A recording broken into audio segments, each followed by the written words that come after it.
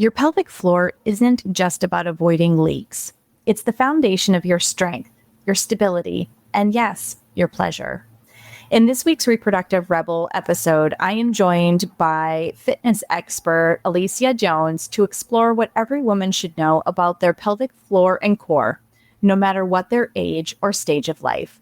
We're busting myths about Kegels, uncovering the real connection between your core and your hormones, and giving you simple, practical tools that you can start using today to feel stronger, more supported, and more at home in your body. Because your pelvic floor isn't just a set of muscles, it's the root of your power. Listen to Pelvic Floor and Core Essentials, now out on the Reproductive Rebel podcast, wherever you get your podcasts. Hi, I'm Adrienne Irizarry. I'm an East Asian medicine practitioner who is passionate about women's health and helping women to live their best lives. My goal is to put you in the driver's seat of your health, offering holistic solutions for a symptom-free life. Statements made in this program are for educational purposes only and not intended as a substitution for medical consultation or advice. We do not claim to diagnose, treat, or cure any diseases. This podcast is inclusive and welcomes all gender identities. The focus of the program is on biological function, and we will use the term women throughout, but it is referencing physiological and social challenges for biology, not identity. Come as you are. I am happy you're here and welcome all performances of identity. I hope you find something helpful in this show.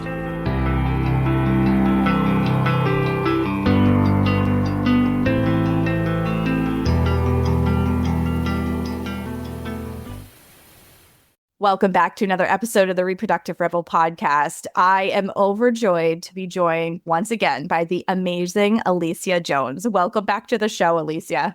Hi, I'm so excited to be here. We get along so well when we're on the show together. So thank you for having me.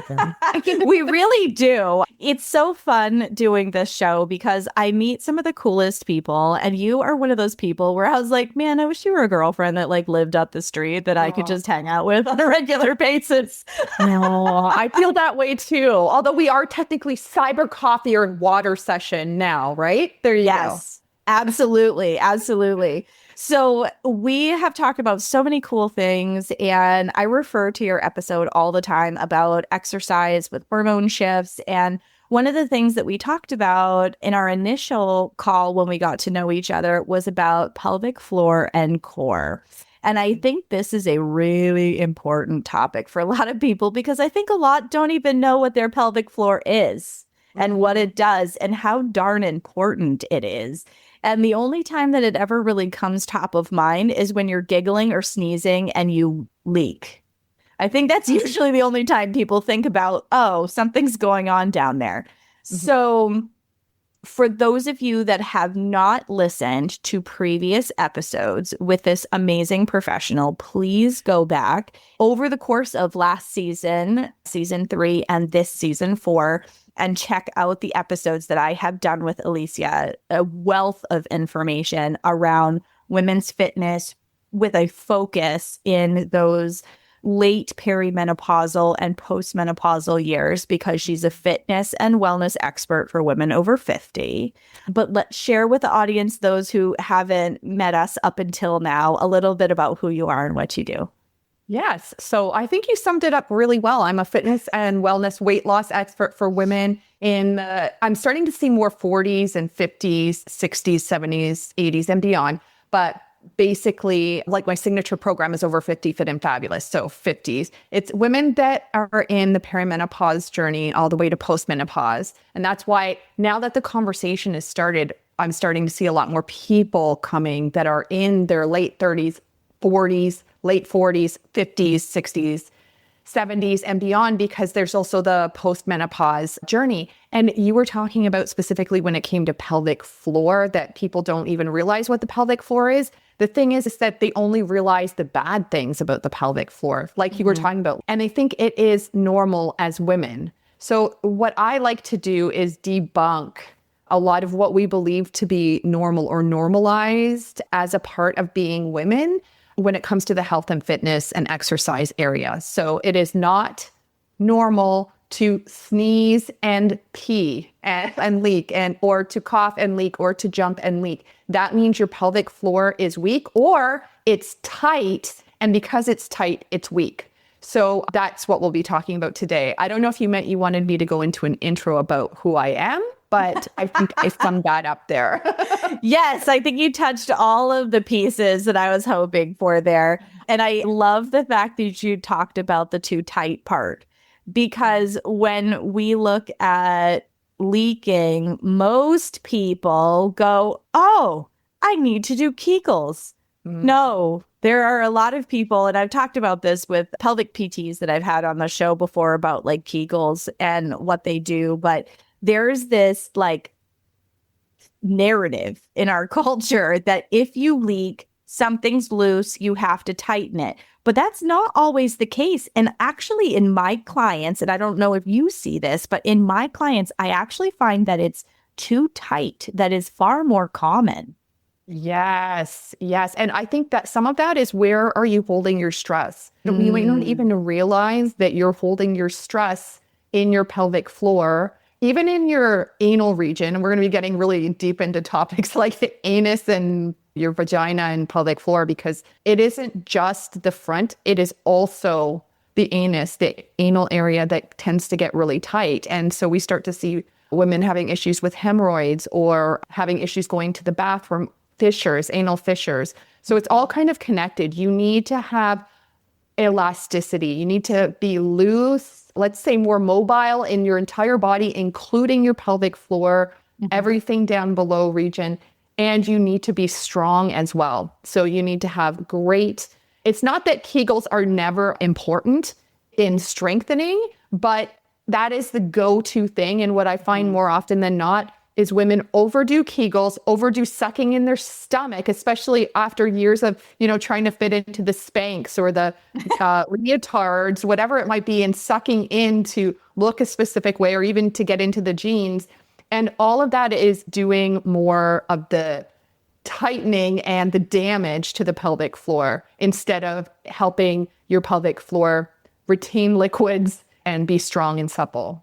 Yeah, absolutely. Oh, I love that you mentioned all of that, because we cram ourselves into all kinds of things. And I also think about like my postpartum journey, the first time versus the second time, right? And the first time I wore a waist trainer because I thought I had to help my muscles. Somebody told me, right? That's how we learn a lot of this stuff.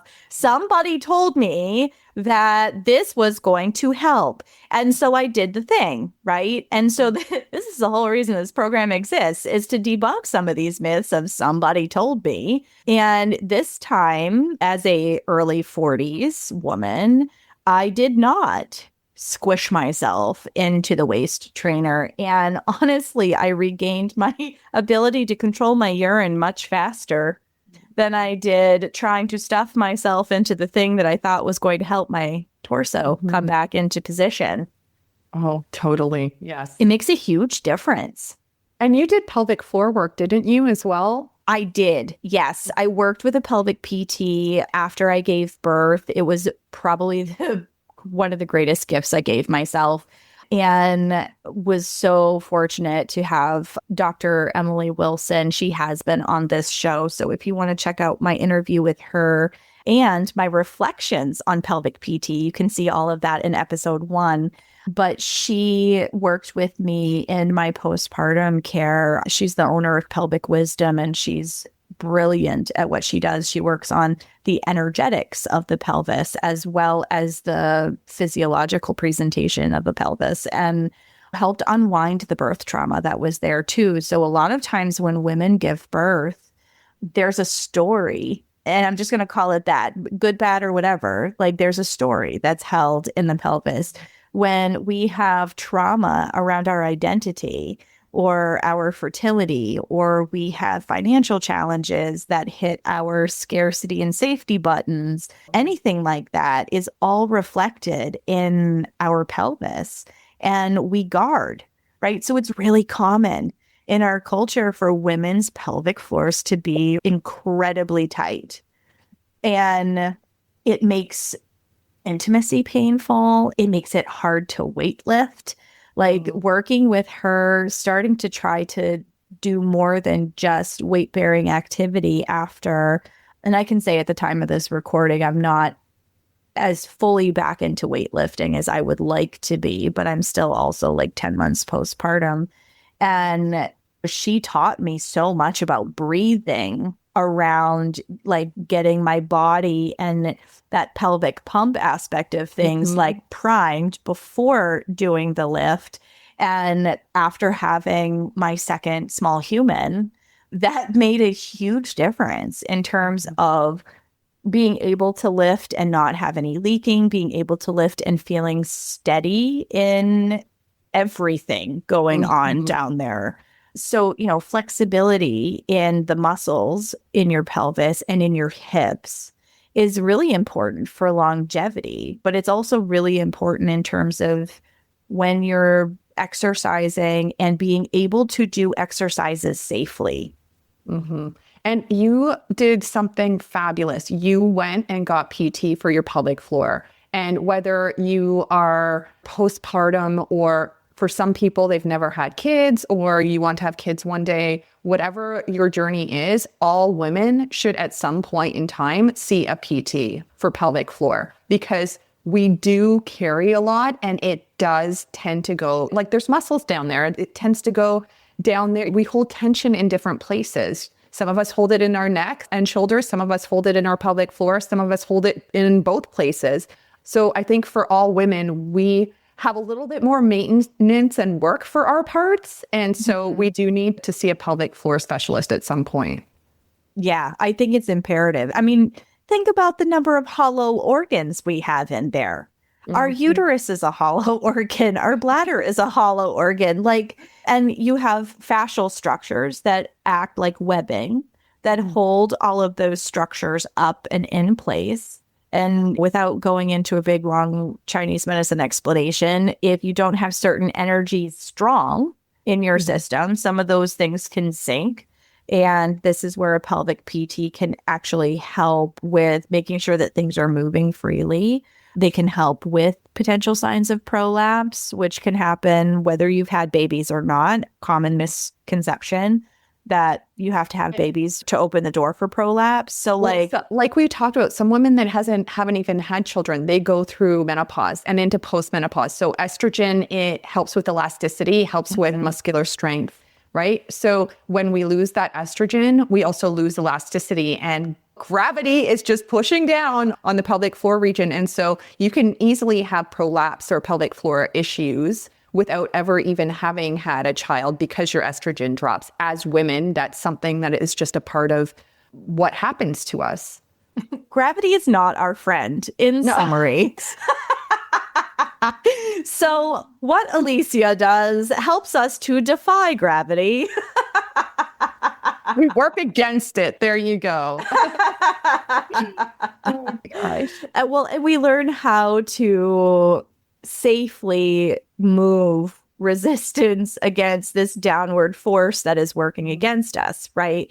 And so let's talk a little bit about what encompasses the pelvic floor, because I think some people just structurally don't know completely what we're talking about.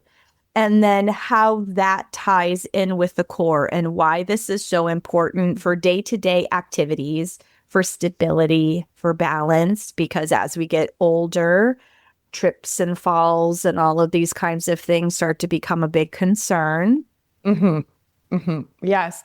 Yeah. I have never identified the pelvic floor only as the pelvic floor muscles, even though it is. And we're talking about the muscles that are from our pelvis down. You were talking about uterus. We're talking about, that's not a muscle, it's an organ, but all of the structure inside, all of the muscles that are holding everything up inside of us as women in that cavity that's hollow. But I've never really identified it as the only structure because it is so combined or united with our core, our whole entire core, from our diaphragm, all of our transverse abdominis muscles, all of those internal muscles that can potentially act like a corset to pull everything in a natural way, not in a sucking in your stomach sort of way. You were talking about breath. So let's go back to the diaphragm first as a part of this structure. When you take an inhale, your diaphragm comes down, it drops, and it puts this intra-abdominal pressure into your abdomen, your stomach area. And what that does is it gently pushes down onto your pelvic floor region. And that pelvic floor region are those little muscles in your pelvic region that are holding up all of the organs, the structures within the muscular system, I'd say, for example.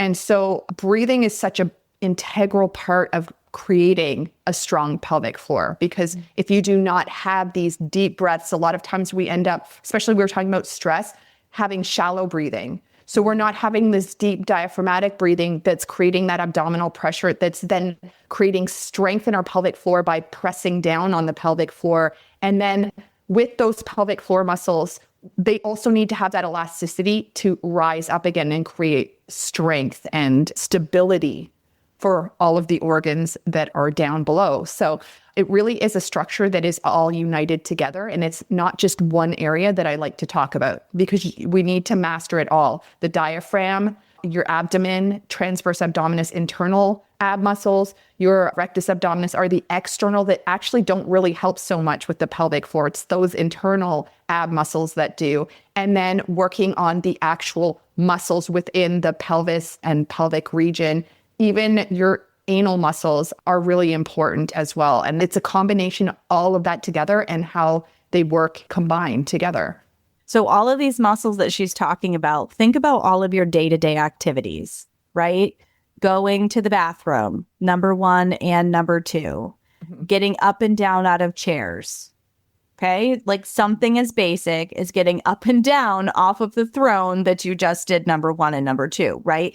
Being able to, and I make jokes, but it's true, like these very taken for granted day-to-day activities, like getting up and down out of a chair, requires these muscles to be able to function and fire properly.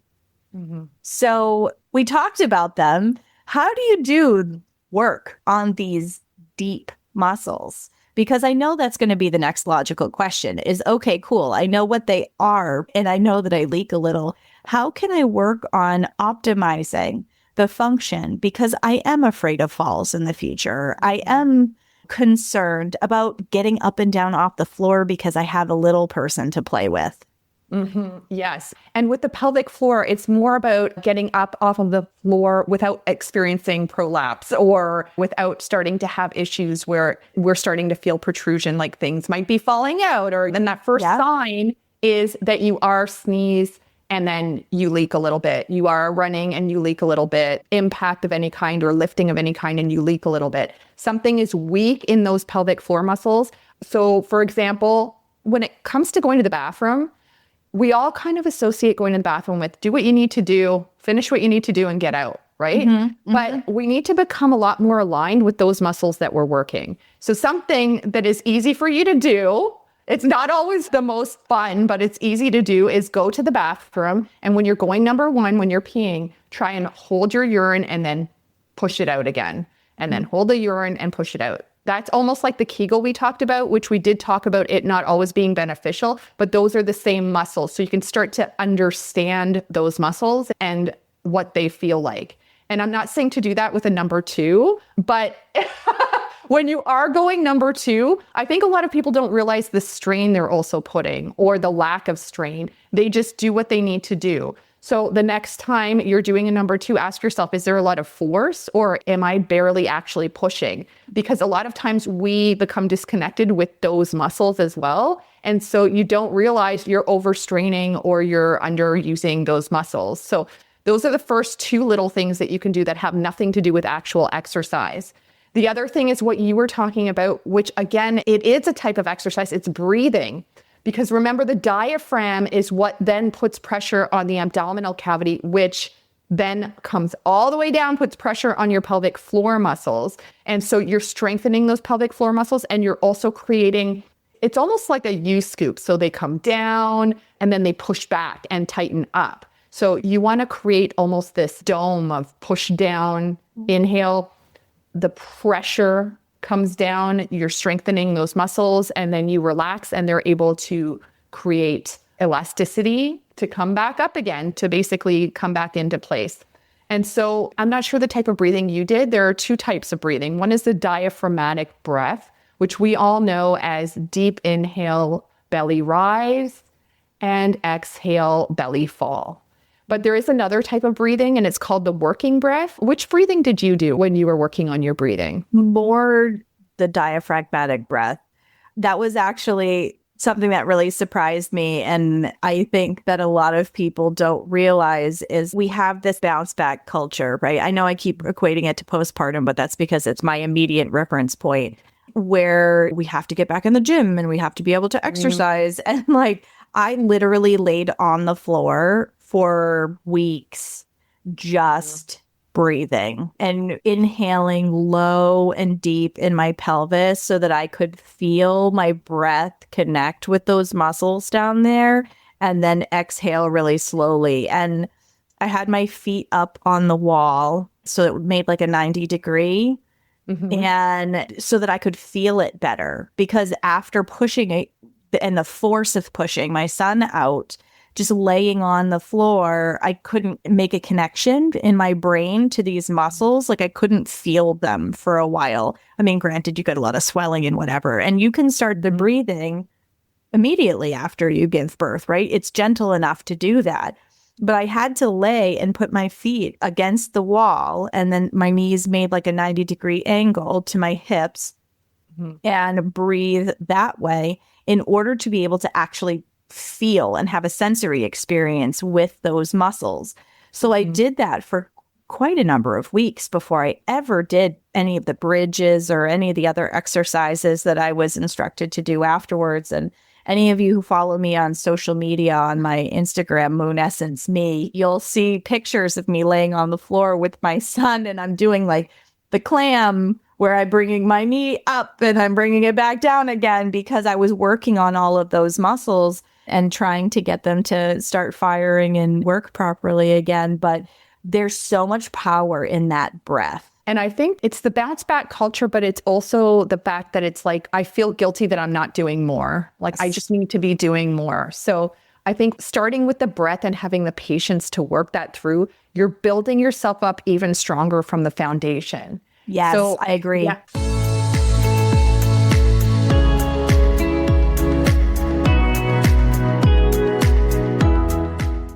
The book Bitter or Better, I Decide by Hannah Koch is a practical and uplifting guide to turning life challenges into stepping stones. Bitter or Better shows how to understand yourself, resolve conflict, strengthen relationships, and reconnect with the source of love so you can choose better, not bitter, every day. For more information, go to bitterorbetteridecide.com.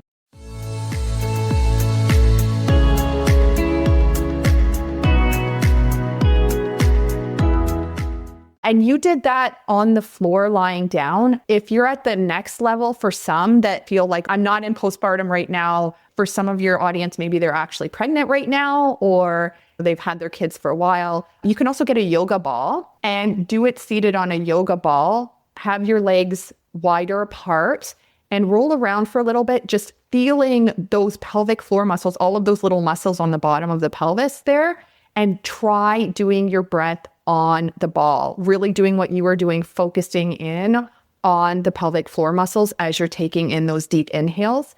And again, because you're seated, gravity is not your friend. So it's pushing down on you, and you can get that, even that greater sensation of what exactly is working and where you are. And on that note, you did diaphragmatic breath, deep inhales and exhales. The other breath that I was going to mention is called the working breath. And that is where you focus in on expanding your ribs like an accordion, and then exhale, compressing your ribs almost like you want them to meet together like an accordion. So if you can think of an accordion, for anybody that's listening to this, my hands are together right now, and then they widen out like a big, huge C accordion. That is our ribs. And then they come back in as you press the accordion in back into that starting position. So if you place your palms on your ribs and your longest finger is right on the sternum, if you're doing an accordion breath, which is that working breath, when you take a deep inhale and you expand those ribs, your two middle fingers will no longer touch. If they're still touching at the end of that motion, you're not expansive. You're not expanding out the ribs. And so you really want to work on, you're doing I'm totally doing it while you're doing this. Yes, of course I am, because that's who I am. I am doing this along with Alicia's explanation right now. Is it working? Are your fingertips like moving away? I can't see that. Yes, they are. Perfect. Okay, so now that you've done the expansion and your fingers are no longer touching, for the exhale, you want to blow out, you purse your lips and blow out like you're breathing into a balloon. So lots of force,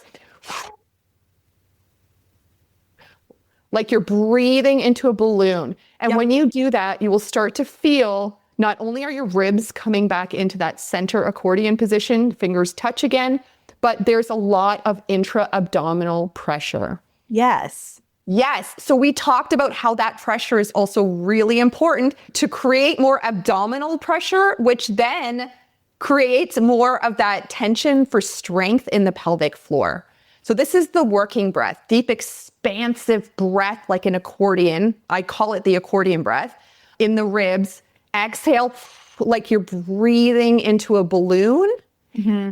Feel that tension all the way through your abdominal cavity, all the way into your core. This is also a really great core ab exercise. And you can do that on the ball or against the wall and feel that connection to the pelvic floor muscles and what is happening. And if you're just starting, for example, you might not have that strength yet to do that. Like you were talking about at first, it was really hard for you to do. Very. Yes. And for you, I think when you first had a baby, you're not going to be doing this working breath. You'd start with the deep inhales and exhales, the abdominal breaths, right? But as you get stronger, you might want to try adding in this working breath if you've been cleared to do a little bit more. And with this working breath, if you're not sure what you're supposed to be feeling with this pursed lips, tight tension in your core, actually get a balloon. Go to the dollar store, whatever it is, the penny saver, whatever. Go get a balloon, and as you inhale, take a deep inhale through your nose, and as you exhale, breathe into that balloon, and you will immediately understand what that pressure in your core is supposed to feel like. That's really cool. As I'm doing this while she's giving these instructions, I'm noticing essentially where I still have weaknesses. Again, 10 months postpartum, my body's still coming back. I know it's a little off topic, but it takes a lot of time. You are somewhat close to, I'm not even going to say normal, somewhat back to a baseline around 1 year postpartum. And it can take 2 full years, 24 months before your hormones are totally normal. So anybody who's listening, because there are a progressively larger number of mothers who are becoming mothers or mothers again in their 40s, which is in this age bracket that Alicia specializes in. So she's seeing all of these things in her work. And when she's working with women who are more in their 50s, they may have small people at home still because they became mothers later. There's a lot of us that did like the career focus thing, then decided to become moms, or waited until we had the right partner and then we became moms, or whatever the story is, right? So we're dealing with these estrogen and progesterone shifts in our body that deal with particularly the estrogen and the elasticity of things. This is changing while we are in some level of recovering from having small people if you've chosen to become a mom later in life.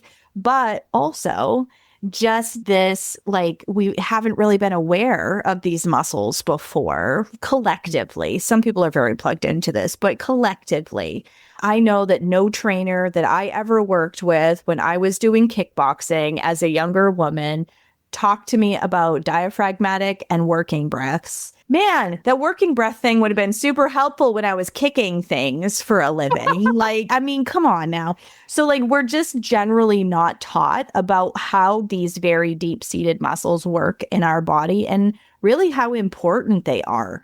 People who've had experienced singing, which I have that in my background, the balloon thing totally makes sense to me because being able to project to the back of the room, you can't do that with your throat. Your vocal cords will burn out after a while.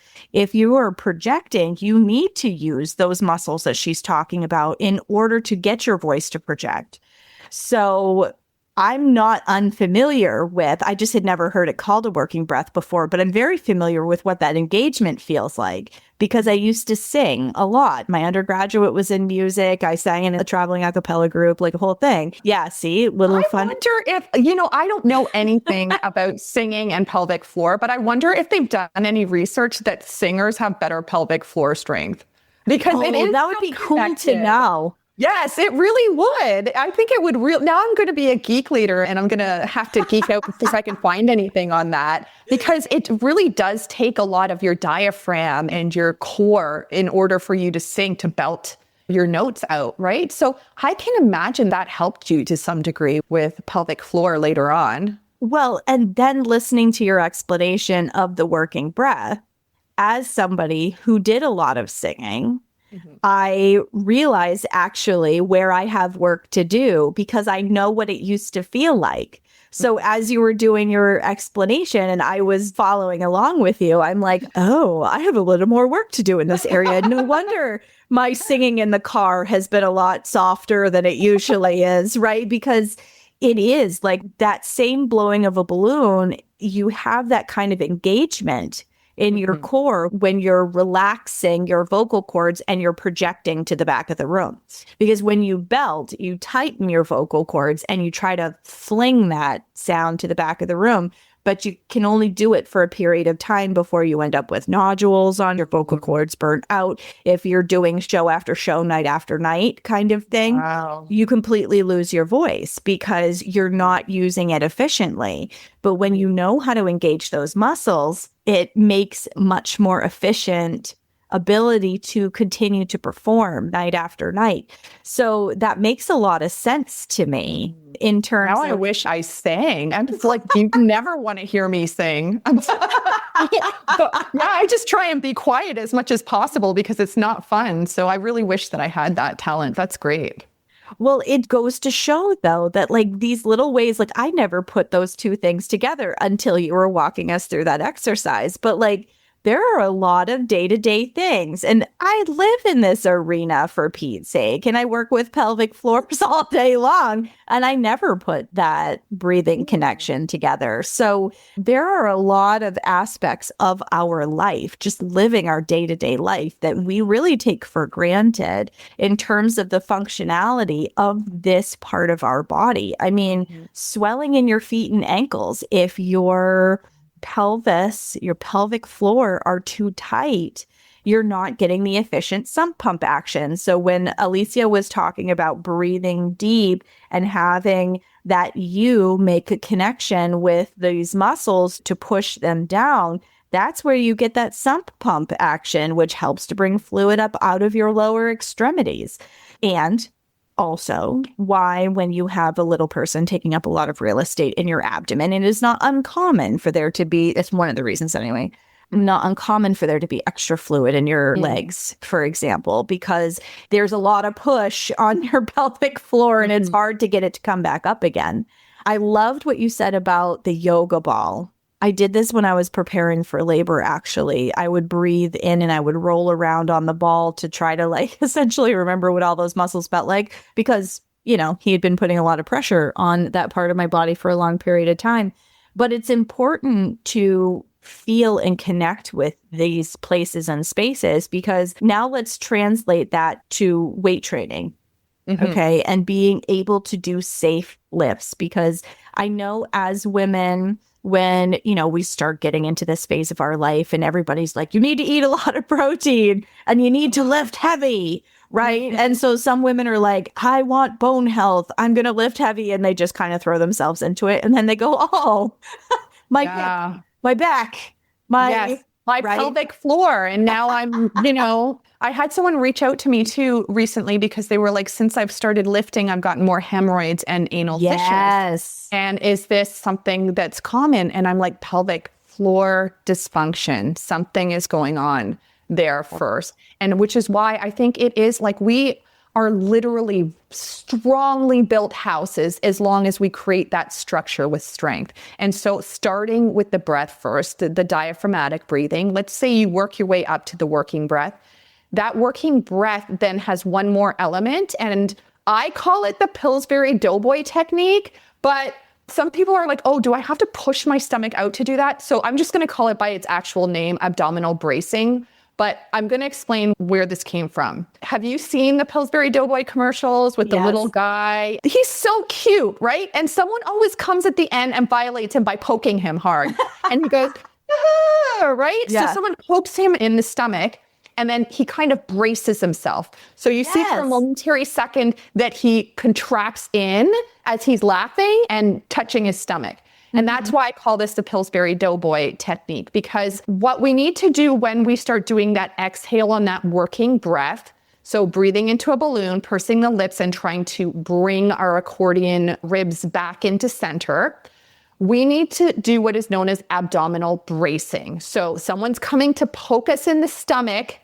We are not going to be like the Pillsbury Doughboy that allows that finger to go in, right? We are going to brace ourselves. When someone comes to poke you, or let's say you've done a self-defense class to punch you in the stomach, what's the first thing you do? You brace. That's it. That is actually what we're supposed to be doing when we do core work, when we do any sort of lifting heavy objects. We're supposed to take our deep inhale. As you exhale, you purse your lips, you create that intra-abdominal strength, and you do a brace. And that brace is not sucking in the stomach. It is pretending someone's about to come and poke you. And as they poke you, you will not let that finger go in. You don't like that feeling. Or someone's about to punch you in self-defense class, and you are not going to let them just wind you, right? You are going to create that shield in your stomach. So even if the breath is off at first with lifting, what you need to do is have that abdominal bracing. That's going to create that strength in that cavity and in our pelvic floor to be able to take on the load. Because if you're not breathing properly, if you don't have the strength in your core, a lot of times the pelvic floor is taking the brunt of the load. Yeah. And if it is taking the brunt of the load on something that is not strong enough to do, it's going to break. And that's what we were talking about. I think about it a lot with squats because people end up heavy loading with squats or doing leg press machines or doing something where they're bending down. This is stretching out your pelvic floor muscles when you come down, by the way, at the same time as you have to contract and strengthen when you come up, right?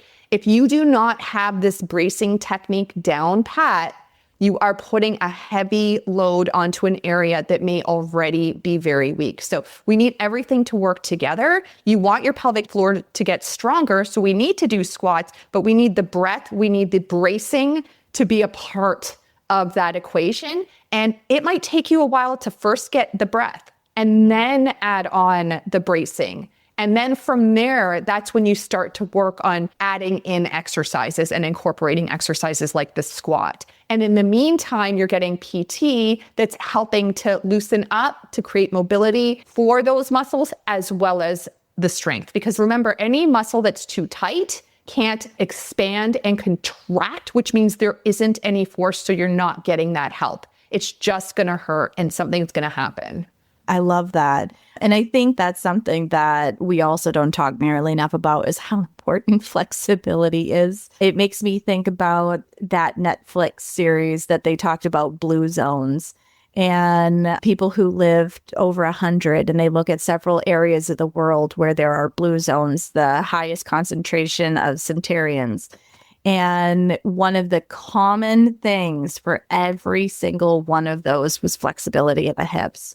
There, one of the episodes, there was a man who was like in a full squatted like frog looking position, and he was working on something on the ground in front of him like it was nothing. He was like 102, but he was down in that squatted position. He just would stay there while he was working on what he was working on the floor in front of him. And there was a lot of talk in that particular episode around flexibility, but to your point, the muscles need that kind of flexibility. And I just think about like your lunky bodybuilders, male or female, doesn't matter. Anybody who bulks up like that, a lot of them can't even scratch their nose or their back because they're so tight. Yes. Flexibility and strength make for optimal functionality. And it doesn't matter what body parts you walk around with.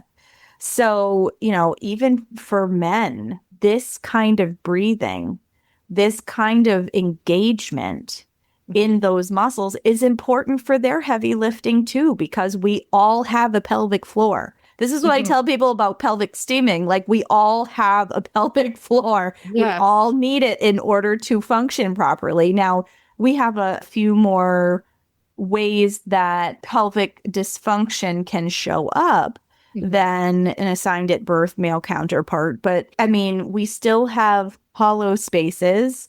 And this is how hernias happen for men when they overlift and down into the cavity, their intestines come. And there's a whole bunch of ways that if you're not pliable and these muscles aren't cared for and strong, and it really does come back to breath. It's so amazing to me how something so gentle can be such a foundational and critical part of being strong in every other aspect of your working physical body. Yes, absolutely. And to that point too, we were talking about how, because it's such a natural, normalized part, breathing. I mean, you don't do it, you're dead. That's it. You need to breathe. And so we don't even think twice about it. It's like that picture you put up on the wall that you really love at first, but then soon, like, you pass it all the time and someone mentions, oh, I love that picture. You're like, what? You've completely forgotten about it because it's blended in so naturally to your daily life. I don't know if you've ever had that experience. Like, I had this beautiful picture and we had an Easter egg hunt. Yes, I'm older. And yes, we still do Easter egg hunts. Okay. Yes, I love it. And one of the clues was hidden behind this picture. And it was like the beautiful picture of the elephant. And I was like, we don't have a picture of an elephant. I don't know what you're talking about. Yeah, it just becomes so normal. It becomes a part of your life. You totally forget it's even there. And that's what the breath is. And so we need to start connecting with the breath again, because what we don't notice at the end of the day, that's where some major issues can come into effect. And we start to shallow breathe. We don't take full breaths. We're not present with the breath, and we're not understanding what the breath is doing. Even those exhales, think about the exhale for relaxation. If you take a deep inhale and it's a nice slow, let's say 4 count inhale, and then you exhale for 4 count, you can start to feel that parasympathetic system also take over. The muscles start to relax.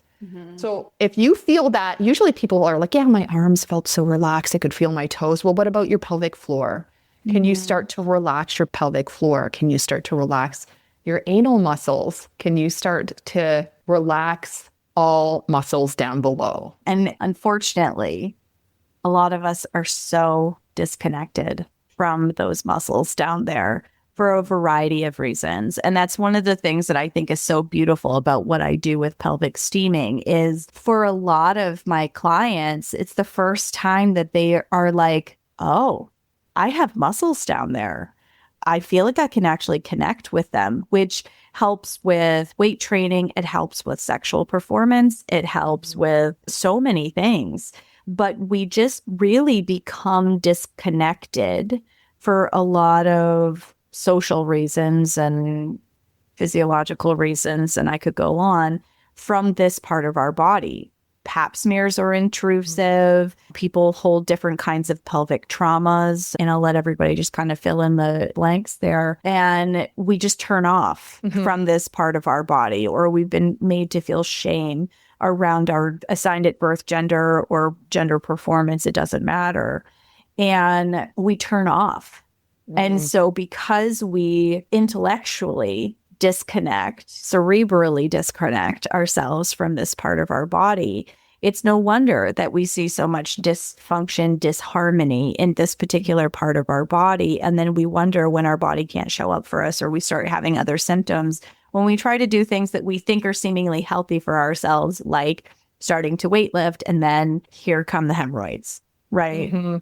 And because we disconnect, there's tension that's held here, and tension isn't supple, and the muscles can't expand and contract, just like you said. So thank you so much for coming on to talk about this really important topic. I think it is something that it's really important to raise awareness around, and women in particular, because for so many reasons, we tend to disconnect ourselves from this part of our body as a protective mechanism and many other things, that being able to start with the breath and use those beautiful instructions that you gave us to start to reconnect with this part of our body and how our pelvic floor and our core function.